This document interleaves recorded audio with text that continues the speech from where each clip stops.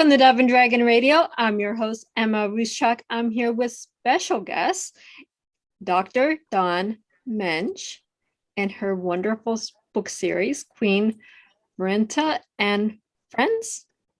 Queen Vernita's Visitors. Visitor. Oh, see, I butcher something every time. That's okay. You have a whole series out. So what led you into writing to begin with? Well, I have a credential in moderate to severe disabilities, and it was an assignment in one of my classes to write a math book. So I actually wrote Queen Vernita's Visitors. But the first time I wrote it, it was Queen Victoria's Visitors, and it was named after my student. And then it's based on the calendar still. So there's 12 months, and then there's seven facts or 7 activities in each month, and a different friend for every month. So my students and I traveled around to the local elementary schools, and we did a little skit based on the book. And then I would go back the next day and I would talk about my students and their disabilities and kind of answer some questions. And we got a grant from Cal Poly from that. And so then I decided I wanted to publish it. And so I named it after my grandmother. So my grandmother's name was Vernita. And in the first book, all of the people in my book is my children. They're my nieces and nephews. My dad is in here who is deceased. This is my son, Jeremy. And so all of the illustrations are based on the actual people. And so when I published it, I just thought that's what I was doing. I'm a teacher. Teachers love to publish books. So I'm done. I published my book. Well, then I started winning awards. As you can see, this one won over 8 awards. So it immediately won first place in the EV Awards out of Colorado. And I was getting interviews, and people were asking me, well, what are you going to do next? And so we decided that the Queen was going to travel around her kingdom, because I love to travel. I got that from my grandmother, from my mother. My parents had a sailboat for 25 years, so we have adventure in our family. And so the Queen has traveled around her kingdom, and I'm publishing my 13th book, and it's won 70 awards now. And I'm just having a good time. 13 books, 70 awards. I mean, seriously. Okay, for being a teacher, this is what teachers do. They love to publish books. I had a wonderful teacher back eons ago that had a little dinosaur book that she published. So I know publishing is in the gene of teachers. Actually, one of the authors that I published, she's a teacher, a retired teacher. So it's something that is in teaching that goes to being an author. But you took it a step further. You're teaching disabled children. Yeah, they're also included in my books. And so this one was one I did in 2019. I have a friend who lives in Kona, Hawaii, so I spent a lot of time there. And I actually have written 2 books on Hawaii, but this one is on volcanic islands. And those are the ones that I won. I entered my books into film festivals. And I actually, my whole series won the Special Recognition Champion Award from Conquering Disabilities with Film, because I've included disabilities. So this is Connor, and he has autism, and he was one of my students. So he's teaching the Queen about his communication device because he's nonverbal. And there's 7 facts about that. And then this little girl has Rett syndrome, and she's a real person, and this is her mom. This is Ireland and Heather, and it's just 7 facts about Rett syndrome. And so if a child's reading the book, they're learning about volcanoes and swimming with the sharks and all of that, and then they're going to come along to a child who's living their life. Ireland's going to school, she has friends, she's making lays for her classmates, and so the mom is teaching the Queen why she needs to help her, like what is happening to her body. But all the children, they're just living their lives. I've included Down syndrome, cerebral palsy, visual impairments, hearing impairments, all sorts of things. I mean, this is awesome for teaching.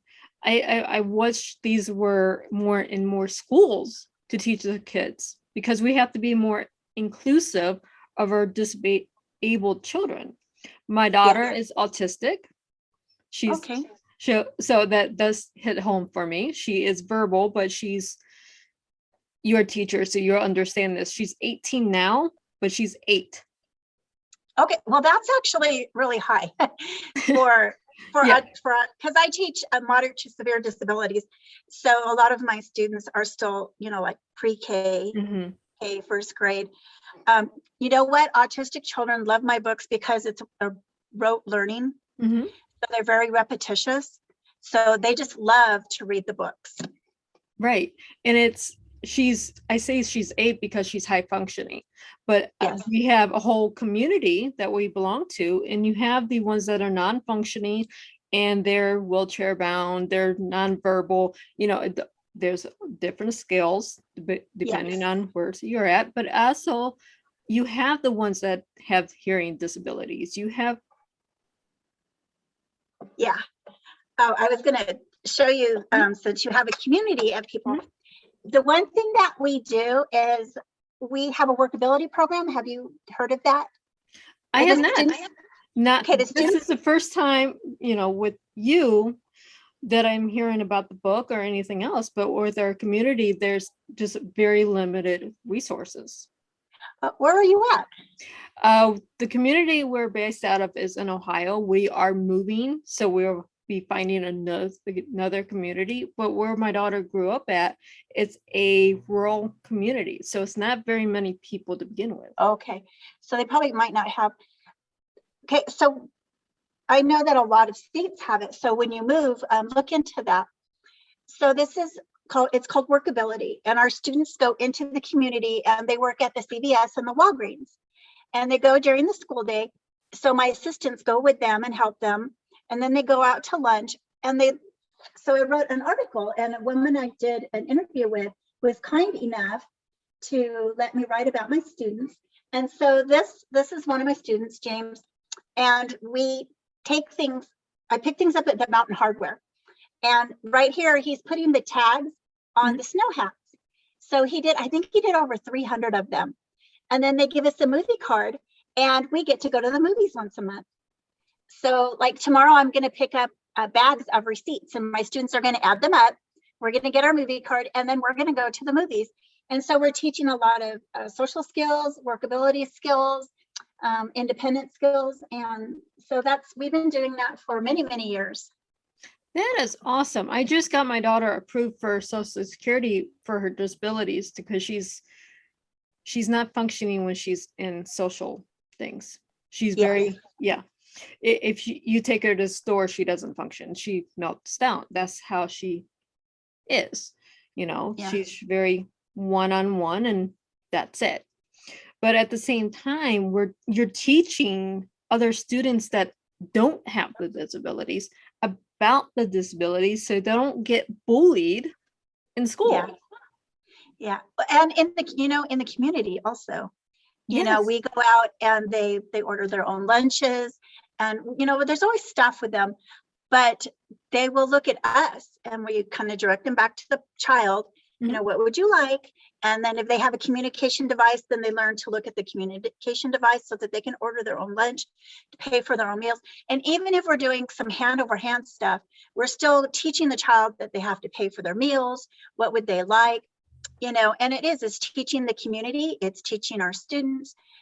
Even on school sites, sometimes we're not welcome to leave our classrooms. We go into the cafeteria, we go to the assemblies, and sometimes that's not really welcome.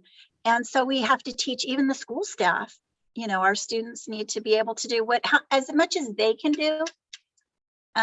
Different states have different criteria. Some do fully inclusive classrooms. I have a self-contained classroom, and I focus more on, because I have a PhD, and my dissertation was written on the workability and the skills and the federal transition goals, which cover all students until they're the age of 22. And so we did that. And so I focus more on that kind of thing, the independent living, because the more that they learn while they're with us, the higher program they're going to be able to go into when they leave us and go, off into their world. Exactly. We have to be able to work with these students. It's not they have a disability, well, let's hide them away. That's the mentality from 70 years ago. We have to evolve and teach them. Yes. And we have one girl that's nonverbal, but she's a whiz at math. She does Uh-huh. math that I can't even comprehend as an adult. And she's 12 now, I think. And I've watched her grow up. She knows math. She knows numbers. Everything she does with her hands is with numbers. But she can be something in some corporation Right. somewhere. It's when she Right. gets older with numbers. Yes. She's She good could at work with an accountant. She Mhm. can work with a cashier. I mean, there's lots of things that she could do. And like for us, where we are, we have different levels. So we have the students who are like nonverbal, they're in wheelchairs. So they stay in a social program like all day. Mhm. And they might have work they can do. Just maybe takes all day to assemble one thing, but that's okay. But then we have other students that are really high functioning, and then they are able to go, and we have like a warehouse where they go and they assemble things all day long. And it's a real job. They get paid for the whole day. They have to come to work. If Mhm. they don't come to work, then they are replaced with a new person who is going to be doing that.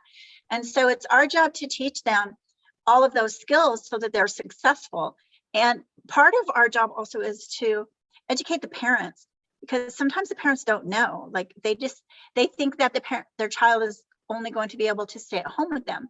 Mhm. And different states do have different criteria, but there are different kinds of programs that they can go and be social and have friends, because we have to remember that our children are their children. They're Mhm. children and they're adults first who have a disability. And sometimes that gets lost. It does. If they are people first, we all have the same ability to thrive. And your Mhm. books illustrate this perfectly, I believe. And you're thriving. You live your life the best life that you can do. It isn't the life that Jill over here can do or Jack down the street can do. It's the best life you can do. Yes. So you have 13 books out. Are you working on more? Yeah, I'm working on one. I went to Wyoming. And so we just finished the illustrations on that one. So I'm going to start writing that when I get a chance. But I'll tell you a little about the other books that don't actually have disabilities in them. This one, I published 5 during the pandemic because we were at home. And so this is actually, I took a train from Williams, Arizona to the Grand Canyon. And this is all of our family. There was 19 Awesome. of us. And when we came back, we got our pajamas on and we went on the Polar Express. And so this is actually my grandson who fell asleep in Santa's lap. So this is a pre-K to first grade. And this is my granddaughter who's looking out the window of the train. And this is my mom. She's the conductor. And so it's just about our train ride, the bandits. These are my grandsons. The horse ran along the train, got on the train, and he pretended to rob us. And so we actually picked up my grandsons like this. This is a real picture she made into an illustration. So that's lots of fun. And this one I just published. Every year we go camping. I live in California, so it's along the coastline. And it's called Halama Beach. And this one is pre-K to first grade. And it's all about camping on the beach and swimming in the ocean and kite flying. And there's an ostrich farm there. So they go there and they learn about ostriches. They feed the ostriches, and then they do body surfing, and there's raccoons. And so it just teaches everyone to get out and have a great time as a family. And there's lots of really interesting things out in the world. There are a lot of things that we can do as families. Not all of them cost a ton of money. Camping is probably the least expensive, unless you make it expensive. Yes. So Well, they're camping in tents in the book. So yeah, well, I love camping. So I can do the tent camping and I can do the RV camping, or I can do the cabin camping. yes, It just depends on, where you're at. Yeah, where you're at. And then you find from your camping spot what else is around you, especially when you go to a different state. Yes. That was always, that was always fun growing up, because my family, we always traveled to different states during the summer. Tennessee, Georgia, Missouri, just depending on what the mood was of the family at the time. Then you find oh, they have a arcade that just opened back in the 80s, or you have a new theme park that's open that's really small. It's not like Jog a Lake or Disneyland or something big. It's just something Yeah. small and local. And you find all these little things, and they do skits of cowboys and robbers, or all the Western things, or you go horseback riding. It's all the stuff you can do as a family. Yes.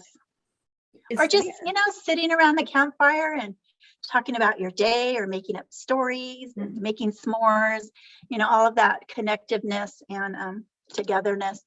Over the pandemic, we did, my children are all grown. I have 6 grandchildren now, but my children had planned all of these camping trips once a month. So that's what we did during the pandemic.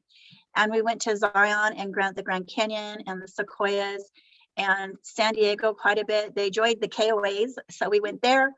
Like, we went to the Grand Canyon, and we went in go-karts and hiking, and they took their bicycles and rode their bicycles along the rim. And so, we just went swimming and had a great time. And that's how we got through the pandemic and still, got to see each other. That is a wonderful way to do it. You get in nature. I took my daughter hiking, I think, every day during the pandemic when it was nice weather. It's what we do to survive the worst case scenario, because Yeah. we still have to survive as people. Yes. And it was tough. We did a lot. I have my mom. I spent a lot of time with my mom, and we went on a walk every day. We went out to lunch. There's a beautiful bed and breakfast she loves up the coast. So we went there like once a month and just kind of kept ourselves going. And it was harder. There was a lot of adjustments. One time I had a friend that was living with me, and she was a traveling OT, occupational therapist, from Maine. So that's when it hit. So we have a poppy field out here, and it was just blooming because nobody was walking on it. So it was beautiful. So we went out there, and I showed her, and there were no restrooms open, and it was like an hour and a half away. So on the way home, we were having these terrible, we have to go, and there was nothing open. So there's a lot of adjustments that had to be made while we were doing that. Okay, when you get in the car, make sure, don't drink anything until we get to where we're going, because, they weren't open in the gas stations, and it was pretty rough. But, we still did a lot. We went to the beach because she, didn't spend a lot of time at the beach here. And I wanted to see the red tide. And I always missed it. I went twice, and one time it was like 30 miles away. So I always missed it. But you couldn't even sit down on the beach. So there was no relaxing on the beach. You had to keep walking. So we took my grandson, and he was 9. And so he walked along beside us and swam in the ocean. And she was walking on the shoreline, and there was a jellyfish. So she's trying to dance over the jellyfish. It was huge, not stepping on it. So they became the illustration in my book. So there's my grandson dancing in the water behind us. and trying to get away from the jellyfish. Yes, yeah, I know the jellyfish in South Carolina, but see, I've never been to South Carolina. I took my daughter when she was 3 or 4, somewhere through there. And it was the first time in the ocean with my daughter, first time she's been in water, and there's jellyfish swimming beside us. And I'm like, oh, here's mommy mode. My daughter's going to get stung by a jellyfish. And she'll never want to get in the water again. Yeah. So we spent the rest of the time swimming at the hotel pool because mommy went paranoid. Hey, it hurts. I was in Mexico one time with my friend, and we swam to like a hidden beach. We had to go underneath a cave. It was kind of scary. Going in, it wasn't scary because there was like an archway, but coming back, the tide had come up. So you had to wait and go at a specific time to go past the rocks under the water. And we were all swimming back, and all of a sudden everybody's screaming and yelling and doing this. I'm like, oh my God, what's going on? Like there's sharks or whatever. We went through a school of jellyfish. I don't know if they're called schools. And they were biting everybody. And then so they started stinging me, and I'm like, ah. But we got back in. Yeah, it feels like a bee sting, and you're trying to swim, Mhm. and I lost one of my fins, so I'm like all lopsided trying to get back to the boat, and everybody's screaming. But we got back up, and I'm like, margarita time, I'm good. And people went back in the water, and I'm like, you're crazy. I'm just gonna sit right here on the boat. I'm good. Exactly. But it hurt. It does. I mean, when we went to South Carolina when I was growing up, so when I was stung then by a jellyfish. So I knew from personal experience it hurts. So when I found a jellyfish when my baby was in the water, I'm like, no, she's gonna be scared of the water left for her life, and mommy lets her Yeah, get stung. probably. Yeah, So we went last time I went to Kona, we were swimming in this very calm, beautiful bay, and all I did was kick my foot, and I just felt this sting on the heel of my foot. And I'm like thrashing around, like, I don't know what got me. And I swam over to my son-in-law. I'm like, I don't know what bit me. Something got me. And so I guess I kicked an urchin or something, and I had these black things stuck in the heel of my foot, and oh my gosh, it hurt so bad. We had to get vinegar, and I had to soak my foot, and it swelled up, and I could hardly walk on it. But it really scared me because I didn't know what it was, and mhm. that's the first time that has happened. But oh my gosh, you never know. You never know when you're traveling and you're doing adventures what's going to happen. I took my daughter to a park that's here, and I'm scared to death of heights. Well, over the summer last year, I conquered this little path that goes on the side of the mountain. It's a little hill, maybe 20 feet up from the ground, but the path is just big enough where you have to walk heel to toe. It took all summer, but I finally got through it. And then I had her with me the one time, and she's like, Mom, you're crazy. She wouldn't go. She walked it like it was nothing. Oh, because she's not afraid. I'm afraid of heights too. And so, yeah, I know that it's hard. Mhm. Your legs are all wobbly. And You get scared. It's adrenaline. And then you walk it. And then we found the deer. And we're 15 feet away from a small family of deer. Oh, so I it was mean, worth it. Yeah, it was worth going through the fear and going down the little mountain path to find where the deer are. Yeah, see, that was like your reward when you got on the other side of it. Mhm. One thing we did with our students is we went snow skiing. Okay. And I got some grants, and because I grew up in the mountains, and we got to go snow skiing when I was growing up. So I wanted my students to have the same experience. And so some of them had like reins, Mhm. and they had the instructors. Some were snowboarding all on their own, and some had to be inside like a sled, depending on like if they had seizure disorder or anything. So there's so many opportunities for our students to be doing all sorts of things. Right. There's fun out there. We have to find it. Yes. And let them try. Except just like any other person, we have to try it to see A, do we like it? B, can we master it? And C, is this just not for me because I don't gravitate to it? Right. I always tell my students, I was telling them that you have to try it at least once. If you don't like it, that's okay, but you've got to try. So I grew up skiing, and then after I got pregnant, I became afraid of heights. I had a dream that I fell out of the chair and I couldn't get in the chairlift anymore. So I had some older teenage boys who were just snowboarding everywhere, and they're like, well, how come you're not doing it? So they kind of nailed me on that. So I tried to snowboard because I grew up skiing. So I tried to snowboard. I think I went 6 feet all day long. That's as far as I could get. But one time my students were on the chair, and the wind was blowing really hard, Mhm. and it blew it off the wheel. And so she was swinging, and I ran over, and I'm underneath her. I don't know what I was going to do, catch her. I don't know. but they went up there. Well, they put I was going to say string. It wasn't a string, but they put it up there, and she had to sit on this little board, and they brought her down. She was calm as anything, was just fine. And I would have been like jumping out of the chair, but she was fine. And, they tried to get me to leave, and I'm like, no, that is my student, and I'm not leaving until you bring her down to me. I couldn't imagine if something happened to her, but She wasn't scared at all. She was perfectly fine. She Yeah, thought it was fun. that's my daughter. She does zip lining. She loves it.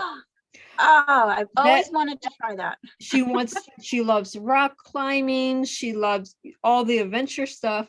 But mommy, don't do that because you'll get hurt. Aw. Well, see, she's still young, so she doesn't know. It Yeah. hurts. Well, she's my little guardian. So she tests what mommy can do. If she can do it and it's okay and she doesn't get hurt, then I'm allowed to do it. That's backwards. Yeah, it's a little backwards. So I go on all my mommy adventures when I don't have her with me.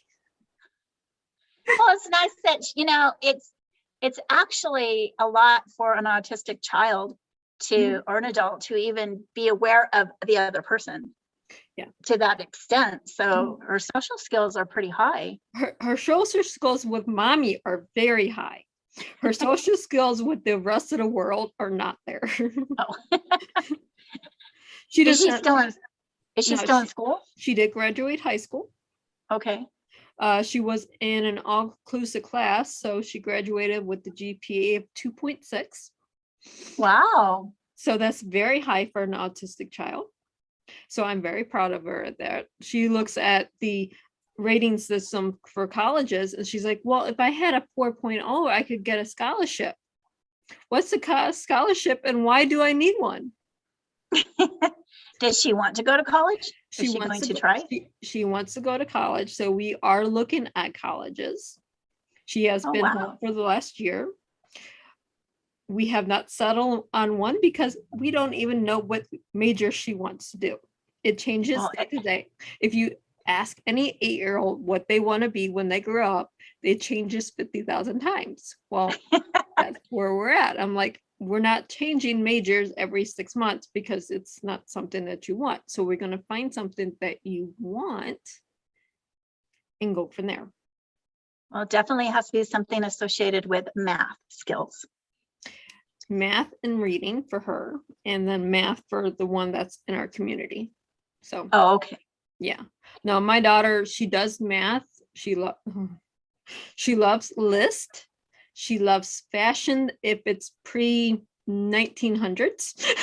Oh, Victorian. Oh, that's nice. Yeah, she loves the Victorian fashion. And she wants to bring the Victorian fashion back to modern age because the modern fashion is too confusing. Oh, why is it confusing? I don't know. There aren't as many rules. I have no idea. For her, modern fashion is too confusing and it's not modest enough. Well, that's true. that much in comparison to the Victorian age. Yeah. Yes. Yeah. So I'm like, okay, we'll look at it. But that's my daughter. In the meantime, where can our viewers and our listeners find you? I have a website, Dr. Dawn Menge. My publisher is Rushmore Press. My Facebook is Dawn Menge 1. And if you go on my Facebook, I have albums for each of my books, and then the real pictures of the adventures are in there. And I have an Instagram, Dawn Menge, and a Twitter, Queen Vernita. Well, awesome. And thank you so much for being on the show today. It's been awesome. And I hope your books make it into more societies that need them. Well, we've written a couple of screenplays, and it's being pitched to Netflix, and it's being entered. Screenplays are being entered into film festivals. So hopefully something really good will come of it. Fingers crossed. And yes. For all of our readers and our listeners, happy reading.